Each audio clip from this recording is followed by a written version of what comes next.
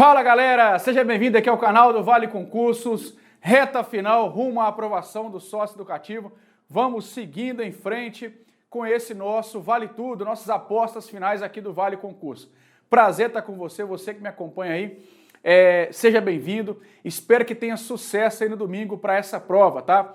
Hoje vamos falar aqui sobre as nossas leis estaduais. Então vamos aqui ao nosso Vale Tudo do sócio educativo de Minas Gerais, da Sejusp. Daqui a uns dias é você trabalhando aí com esses adolescentes aí, tá? Vamos então às nossas leis estaduais. Quais são as leis estaduais que nós vamos trabalhar aqui hoje? Vamos trabalhar a 869 e o Código de Ética de Minas Gerais. 869 aí que é uma lei consideravelmente grande, né? Uma lei pequena, tem muita coisa importante, vamos tentar desmembrar o que pode aparecer em prova para você, beleza? Vamos através do nosso Tudo Resumido, é o meu projeto, é um projeto individual meu aqui. Você que ainda não conhece, clica aqui abaixo na descrição desse vídeo, tem um pacotão aí com uma porrada de resumos para você aí, é só clicar aqui na descrição do vídeo, beleza? Tudo aí, todos esses resumos para você aí estudar com eficiência nessa reta final. Com 1 hora você consegue ler todos esses PDFs aí, além de ter mais de 400 questões para você resolver aí nessa retinha final e vai ajudar você bastante, pode ter certeza disso, tá? Galera, vamos então aqui à Lei 869, é uma lei bem antiga. O que acontece? É uma lei de 1952 e aí nessa época, essa lei era assim, né, como é até hoje de fato, né, aplicada aí tanto a servidores civis quanto servidores do MP e do magistério. Inclusive, essa lei, ela caiu agora no concurso para o Ministério Público. Então, ela ainda é, sim, aplicada ao Ministério Público, beleza? Talvez, na prática, não se aplica tanto. Talvez pode ser que o Ministério Público até tenha a sua própria legislação, mas ela ainda é aplicada, tá? Ela não é aplicada a servidores militares, apenas a servidores civis, beleza? Lá no início dessa lei, nós temos aqui algumas definições. Temos a definição aqui de cargo público. O cargo público é esse agente sócio-educativo que você está tentando. Eu coloquei pequeno aqui para a gente entender um pouco melhor. Então, o cargo público é aquele criado por lei para você desempenhar determinadas atribuições. Aí, dentro deste cargo público, né, você tem aqui o quadro. Vamos fazer bem grande assim, ó. Você tem aqui o quadro de servidores da Sejusp. Então, nós temos aqui o quadro. Beleza? O quadro de servidores da Sejusp, que você pega aí, né, você pega aí a Polícia Penal, você pega aí, dentre vários outros, né, que eu tô falando é justamente desse ponto aqui, ó, beleza? Que é o conjunto de carreiras. Por que é o conjunto de carreiras? Porque aí dentro do quadro da Sejusp, você vai ter aqui várias carreiras. Então eu tenho aqui, ó, a carreira de agente sócio-educativo. Vamos colocar ela maior um pouquinho para a gente ficar melhor, né? Nós temos aqui a carreira, ó, do agente sócio-educativo, a carreira da PPMG, tá?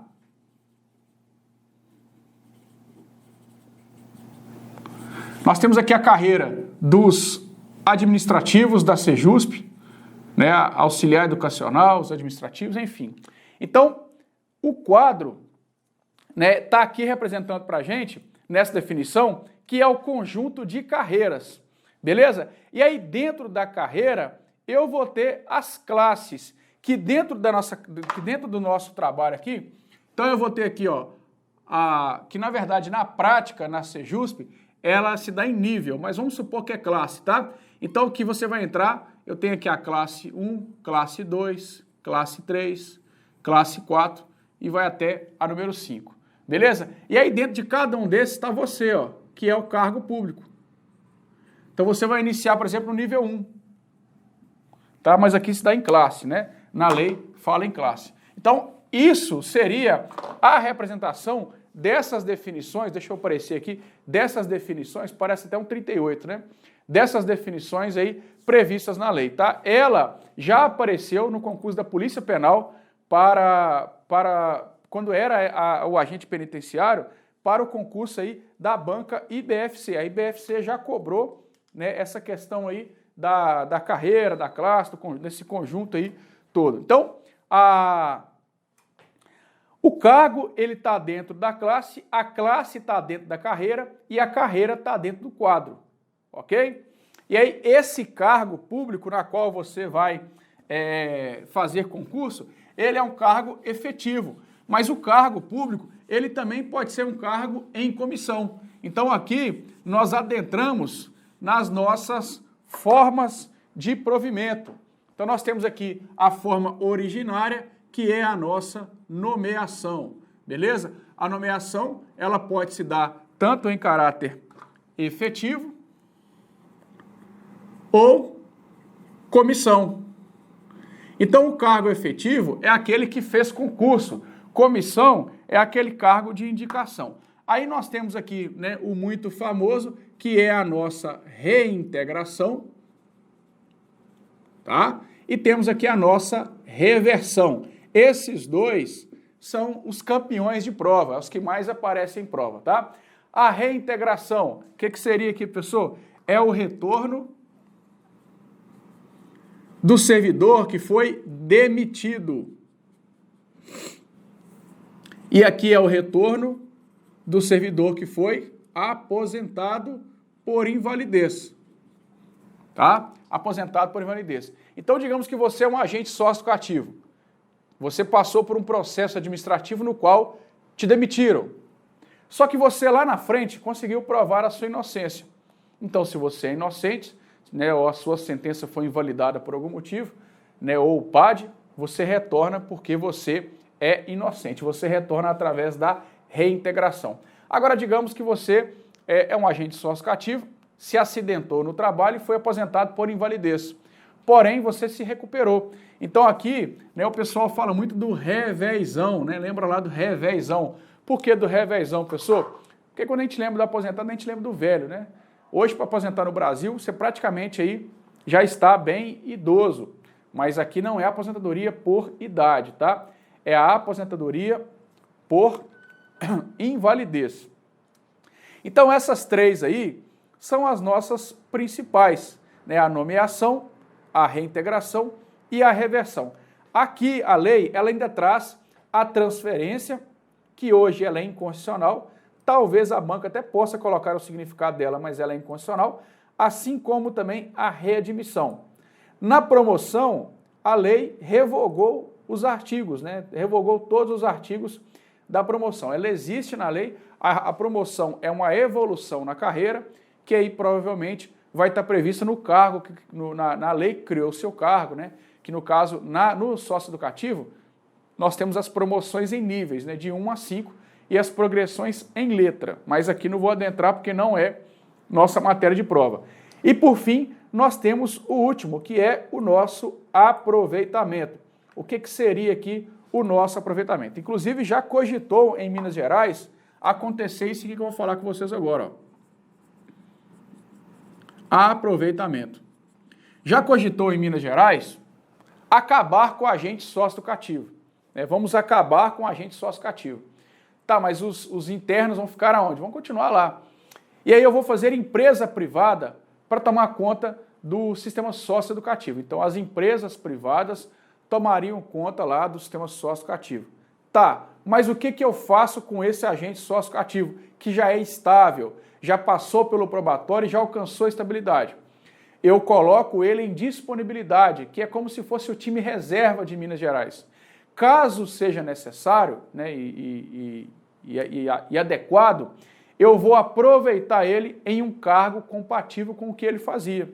Então já cogitou, por exemplo, utilizar os agentes socioeducativos na Polícia Penal. Isso é uma cogitação antiga que hoje eu acho que é improvável, né? Eu acho que isso não aconteceria, terceirizar o sistema socioeducativo, beleza? Mas seria isso. Então, se eu pegasse o agente socioeducativo e acabasse com o cargo dele, eu não poderia mandar ele embora, não poderia demitir aquele agente socioeducativo que já é estável. e aí eu coloco ele, né, mando ele para casa, ele fica em casa de perna para o ar, e aí o dia que eu precisar dele, eu aproveito ele em um cargo compatível, né? E poderíamos dizer, talvez, aí, na Polícia Penal, né, por conta dessa proximidade, né, com a questão aí da internação e etc. Ok? Vamos agora com relação à posse e o exercício. Então, só para a gente entender um pouco aqui, ó, né, como é que funciona aqui todo esse processo. Vamos apagar aqui para a gente entender melhor, tá? Você é servidor público, você é concursado, né, concurseiro, e foi nomeado. Qual que é o próximo passo? Então, quando você é nomeado, o seu nome sai lá no Diário Oficial do Estado, beleza? Você sai lá no Diário Oficial do Estado, você fica acompanhando a todo momento. A galera da Polícia Penal, daqui a alguns dias, está lá acompanhando a todo momento aqui, né? Essa nomeação, que o concurso já está nas etapas finais aí. E aí, depois que você é nomeado, você vai tomar posse, tá? Qual que é o prazo? 30 dias prorrogado por igual período. Tomar posse é ir lá e assinar o contrato de trabalho. Então você assina, concorda com os deveres, obrigações, né, os seus direitos do seu cargo, a autoridade competente também assina e pronto, você está empossado em cargo público, beleza? Depois da posse, nós temos aqui então o exercício, que também é 30 prorrogado mais 30, tá? Aí exercício é de fato você ir lá e trabalhar, é de fato ir lá e desempenhar as atribuições do seu cargo, beleza? Isso seria então o exercício. Então nós temos aí 30 mais 30, tanto na posse quanto no exercício. Aí depois que você entra em exercício, começa a contar então o prazo do seu estágio probatório. E aí nós temos aqui um negócio estranho nessa lei, que ela fala que o probatório é 2 anos. Porém, o probatório não é 2 anos. O probatório é 3 anos. Professor, mas e aí? E se cair na prova? Bom, se cair na sua prova, primeiro que eu já acho que é uma questão passível de recurso. Eu acho que ela seria anulada, tá? Porque este prazo aqui de 3 anos é um prazo constitucional. Essa lei é de 52, então a Constituição é de 88, né? Então essa lei, o Legislativo não alterou essa lei conforme a Constituição. Na prática, por exemplo, é 3 anos. Então, se cair na sua prova, de acordo com a 869, qual que é o prazo do estágio probatório? Coisa que eu acho que a banca não vai fazer.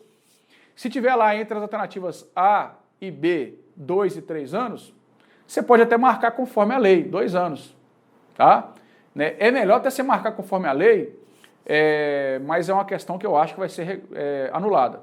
Agora, se te perguntar vagamente qual que é o prazo do estágio probatório, 3 anos. Não dá para marcar 2. Até porque também cai direito administrativo no seu concurso, eu não me lembro se está caindo aqui agente público, mas cai direito administrativo, que lá também tem essa previsão, né? Você estuda sobre isso lá no direito administrativo. Então, cuidado, este prazo do probatório aqui na lei está errado, tá? Para você, então, alcançar a estabilidade. Então, eu acho que isso aqui, probatório, não cairia tanto. Agora, quem te dá posse? Quem te dá posse é o governador, né? Ou autoridades designadas. Já o exercício é o chefe da repartição. Então, aqui já é uma coisa mais local. Quem vai te dar exercício, por exemplo, é o diretor lá do sistema socioeducativo. Você foi designado para trabalhar em Governador Valadares. Então, você tomou posse lá com o governador ou, né, secretário, diretores, etc. E aí você foi designado para trabalhar em Valadares. Chegando lá, o diretor da unidade socioeducativa de Valadares, de Governador Valadares, uma cidade aí próxima aí no leste mineiro, né, na verdade, ele vai te dar exercício, tá? Então, fique ligado aí com relação a isso. Vamos aqui aos afastamentos. Aqui é só questão dos dias, tá? Aí é 8 dias para os dois, tanto para casamento quanto para luto. 8 dias. A banca pega muito esse prazinho aí do afastamento, beleza? O prazo é o mesmo, né? Até porque aquela velha piada do professor aqui, né? Casar e morrer é a mesma coisa. Então o legislador ele pensou, poxa, vamos colocar um prazo igual, porque os dois o cara está perdendo a vida dele, né? Tanto quanto ele casa, quanto, né, quando morre aí. Mas brincadeiras à parte é mais para você lembrar, né? Até porque o falecimento é de algum parente. Qual parente, professor? Cônjuge, companheiro, pai, mãe e irmão. Beleza? Nós não temos aqui o sogro, a sogra, o avô, cunhado. Não temos nada disso aqui nessa nossa lei. Beleza? Apenas aí os parentes mais próximos mesmo. Vamos aqui agora com relação às nossas diárias, né? Isso não cai tanto em prova, mas vamos dar uma pincelada rápida aqui. Então, o servidor, ele tem direito, né, ele tem algumas vantagens na lei. Uma delas é a diária. A diária é para aquele servidor que vai e volta. Então, você vai escoltar aqui um adolescente de Ipatinga para Valadares. E talvez você vai pernoitar lá, você vai ficar por lá. E, nesse caso, é devido a você a diária. Ela é integral, se der por mais de 12 horas e exigir aí pousada, ou até 12 horas, ela é apenas para a alimentação, beleza? Então seria essa aí a nossa diária, né, prevista na lei aí. A ajuda de custo é aquele que vai para ficar. Então digamos agora que você agente sócio cativo, está sendo transferido de Ipatinga para Belo Horizonte. Você vai trabalhar agora em Belo Horizonte. Então neste caso você recebe uma ajuda de custo para custear aí o seu transporte, né, o custeio do transporte, tanto o seu quanto da família, tá? Então é outro ponto aí que ele aparece de vez em quando. Com relação à responsabilidade, nós temos as responsabilidades aqui, ó, vamos colocar no quadro para você. Responsabilidade civil, penal e administrativa. Então, pelo exercício das suas atribuições, você pode responder na esfera penal, civil ou administrativa. A esfera penal é quando envolve crime ou contravenção. Então, se você está trabalhando e cometeu algum crime ou contravenção, você responde na esfera penal. A esfera civil é quando gera custo, dano ao Estado ou a terceiros, beleza? E a responsabilidade administrativa é alguma coisa irregular durante a sua atribuição.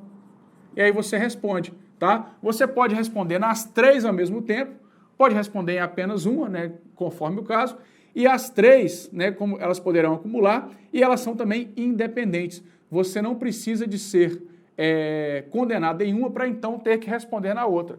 Então, elas não têm aí uma dependência, numa relação entre elas, beleza? Então, esse é o ponto assim mais importante, né, com relação aqui à nossa responsabilidade. Com relação aqui nas infrações, né? Nas infrações do servidor. Vamos pegar aqui com relação ao inquérito. Deixa eu pegar aqui sobre este inquérito. Deixa eu trazer para você aqui. Vamos pegar a penalidade primeiro, né? Vamos pegar as penalidades. Então, uma vez que você cometeu uma ação que pode te trazer uma responsabilidade administrativa, você responde perante essas punições aí, ó. Nós temos repreensão, multa, suspensão e esses 3D aí, ó. Destituição de função, demissão e a demissão nível hard, a demissão a bem do serviço público, tá? Cuidado, nós não temos aqui a advertência. Apesar que uma repreensão é de fato a administração te advertir, mas ela não é, né, expressamente prevista como a advertência. Então ela é a repreensão. A banca pode falar, por exemplo, né, não é uma punição administrativa, né, ou marca é incorreta, ou é uma punição administrativa exceto. Mas uma das que a banca mais coloca é a exoneração. Exoneração não é uma punição. Cuidado, tá? Não é uma punição. Caso você cometer alguma irregularidade, você será demitido e não exonerado. Beleza?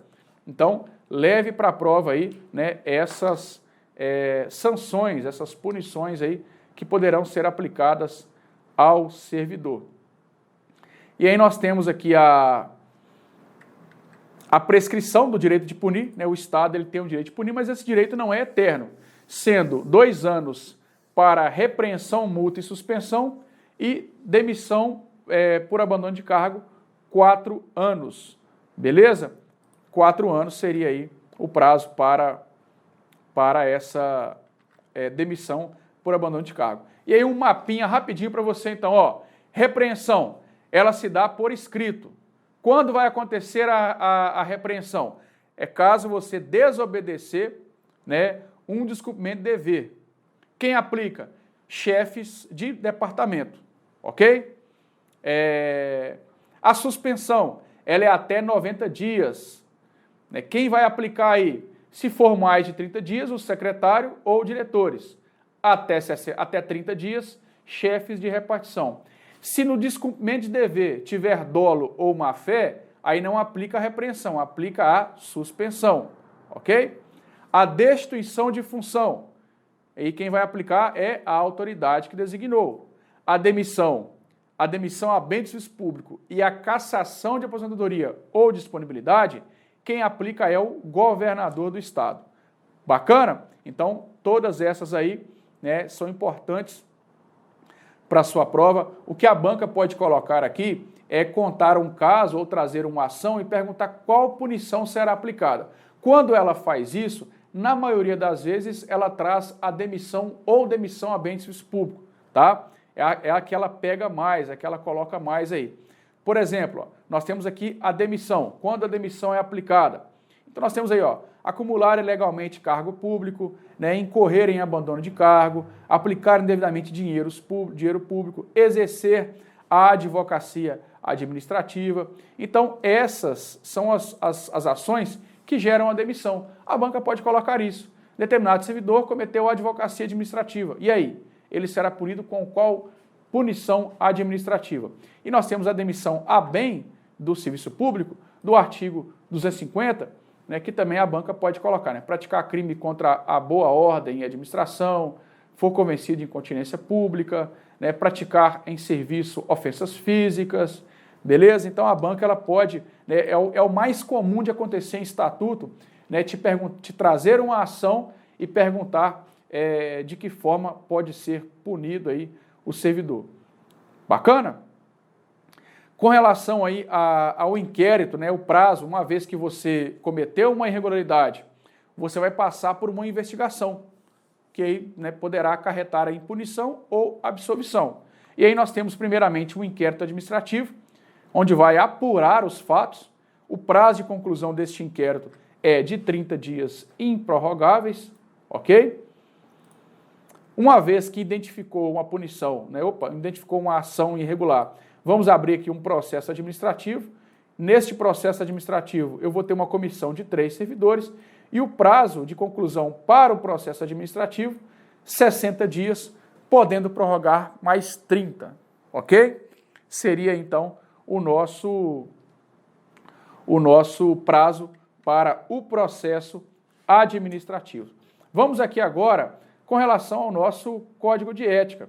Deixa eu pegar aqui o Código de Ética de Minas Gerais. Primeiramente, ele vem dizendo quem é agente público.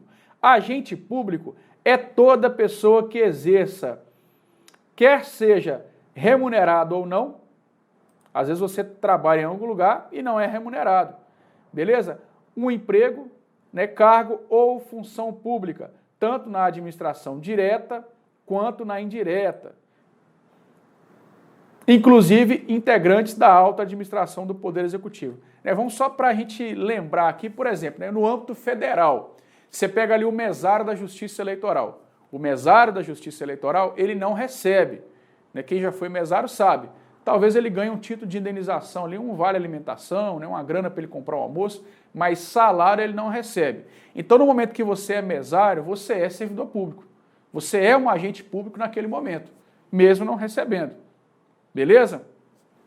Então, trazendo aqui para Minas Gerais, caso você exerça um cargo aí no qual você não recebe, você também aí será considerado um agente público, tá? E aí, temos aqui, né, os princípios e valores fundamentais, que é através aqui da competência do CONSET e as comissões. Então, aqui o CONSET é o órgão mais importante, mais provável de aparecer na sua prova. Temos aqui alguns direitos do agente público, que é a igualdade de acesso e oportunidade de crescimento, liberdade de manifestação, igualdade de oportunidade, manifestação sobre fatos que possam prejudicar no seu desempenho, o sigilo da informação pessoal, inclusive isso aqui hoje, né? Isso aqui hoje, por exemplo, se você for procurar aí o contra-cheque do agente sócio cativo, não está descrito qual unidade que ele trabalha. Né? Então você pega lá deixa eu ver aqui quanto que esse agente sócio cativo ganha, porque isso é transparente, né? Você consegue ver tranquilamente no portal da transparência. Você consegue ver a remuneração de um servidor público que trabalha na segurança pública. Você não consegue ver o local que ele trabalha, o local que ele está lotado. Então é uma questão sigilosa aí para resguardar a segurança do agente público.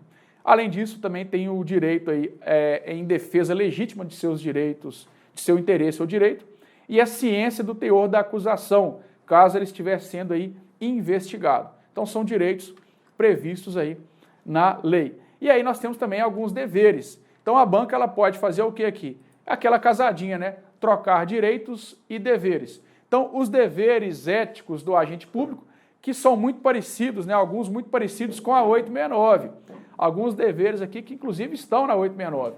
Então nós temos aqui, ó, agir com lealdade e boa-fé, ser justo e honesto. Então são deveres, pessoal, bem específicos e bem fáceis, bem simples, né? Acho que a banca não vai ficar pegando aqui muito, né? E se ela mudar, vai ser bem tranquilo.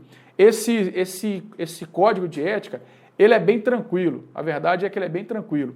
Não dá para você pensar em errar uma questão aqui em prova. Você tem que errar o mínimo possível. Mas desse código de ética é inadmissível você errar. Beleza?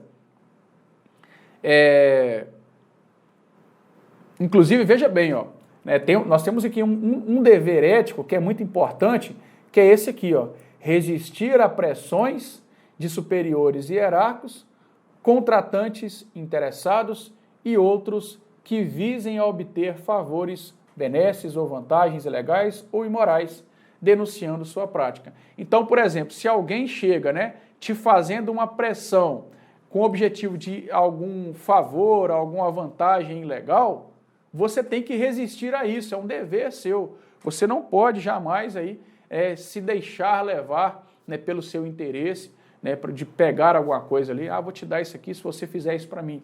Então é um dever seu aí não fazer isso. Né? Então essa resistência aí é para coisas, né, de fato maliciosas, como a corrupção, por exemplo. A banca pode colocar aqui, né, como uma vedação, por exemplo. Tá, cuidado aí com essa questão. E aí nós temos as vedações, né? As vedações que a banca aqui ela pode trocar. O mais comum aqui, a maior possibilidade é trocar deveres por vedações. Deveres por vedações, ok? É o mais comum. E dever é aquilo que você tem que fazer, claro. Se você não fizer, você será punido. E vedações é aquilo que você não pode fazer. Se fizer, será punido também.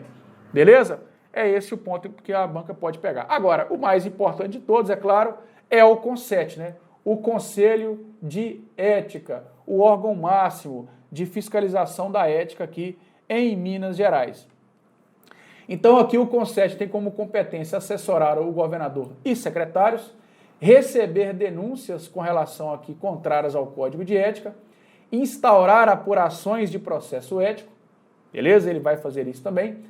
Submeter ao governador sugestões que vão aprimorar este código, dirimir dúvidas. Então, alguém ficou com dúvida com relação à interpretação deste código.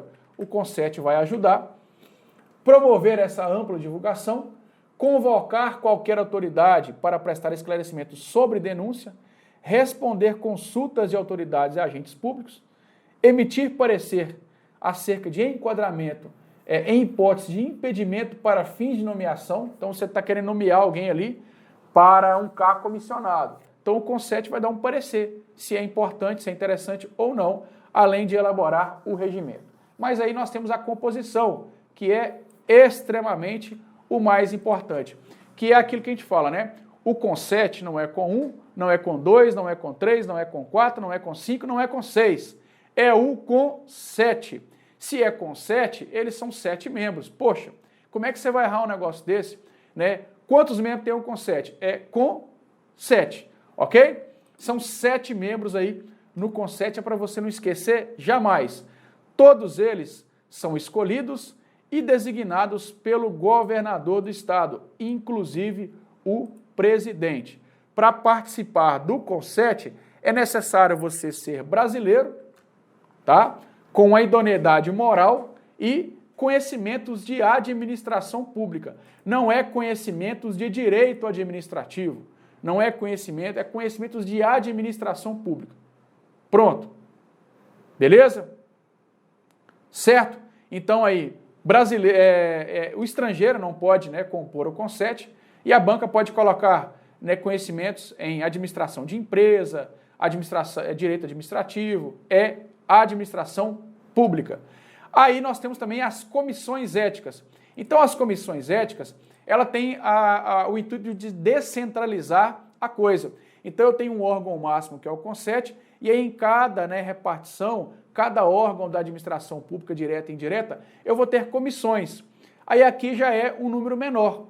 Nós já temos aqui comissões, 3, beleza? 3, né, para você separar as sílabas, 3 titulares e 2 suplentes. Então você tem 2 S aqui, ó, 2 S de suplentes, ok? 2 S de suplente. Então, comissões, beleza? Na separação de sílaba, 3 titulares. E aí, 2 suplentes, se você pegar aqui esses 2 S, né? Para você aqui, ó, vamos pegar aqui esses 2 S aqui de suplentes. Eles são escolhidos pelo dirigente máximo entre os agentes públicos em exercício no órgão ou entidade e com um mandato de 3 anos, sendo facultada uma recondução por igual período. Tá? Então, essas comissões aí previstas têm as competências das comissões, né? Orientar e aconselhar o agente público sobre a ética profissional, vai também alertar agentes com relação à conduta no trabalho, adotar divulgações das normas éticas, registrar condutas éticas relevantes, decidir pela instauração e conduzir processo ético, elaborar o regimento e outras atividades delegadas pelo CONCET. Ok? Conduta do gestor. Quem é gestor público?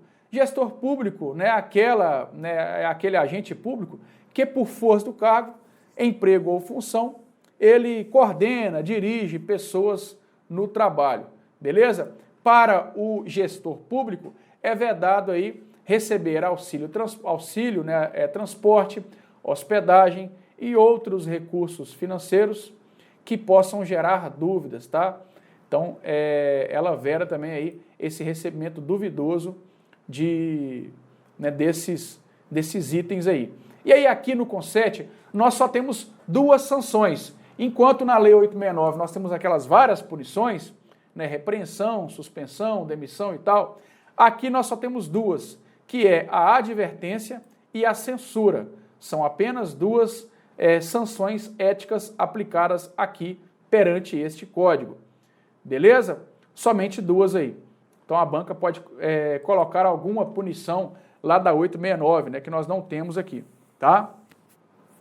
E aí a administração também tem um prazo para te punir, é o prazo prescricional, que aqui é 2 anos, beleza? É 2 anos, esse prazo é contar da data da ocorrência do fato.